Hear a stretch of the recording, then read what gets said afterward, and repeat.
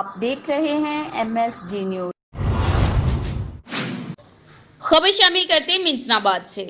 منچن آباد کی سب تحصیل منڈی سعدی گنج میں لاکھوں روپے کی مالیت سے تعمیر کیے گئے 2 فلٹریشن پلانٹ کا افتتاح کر دیا گیا۔ افتتاح PTI کے MPA میاں فدا حسین کالوکا وٹو نے کیا۔ تفصیلات کے مطابق منچن آباد کی سب تحصیل منڈی سعدی گنج میں تعمیر ہونے والے 2 فلٹریشن پلانٹوں کا افتتاح کر دیا۔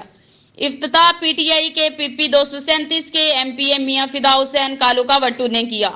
میاں فدا حسین کالوکا وٹو کا منڈی سعدی گنج پہنچنے پر پرتپاک استقبال کیا گیا اور پھول نچھاور کیے گئے۔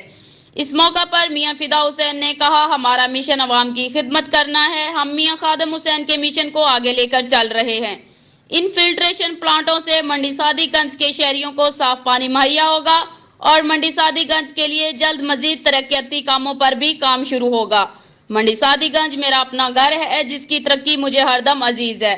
اس موقع پر سابق چیئرمین میاں مشتاق احمد سکھیرا، صدر انجمن تاجران حاجی محمد اقبال جویا، محمد عمران وٹو، ملک ارسلان جویا نے میاں فدا حسین کالوکا وٹو کا منڈی سعدی گنج میں ترقیاتی کام کروانے پر شکریہ ادا کیا۔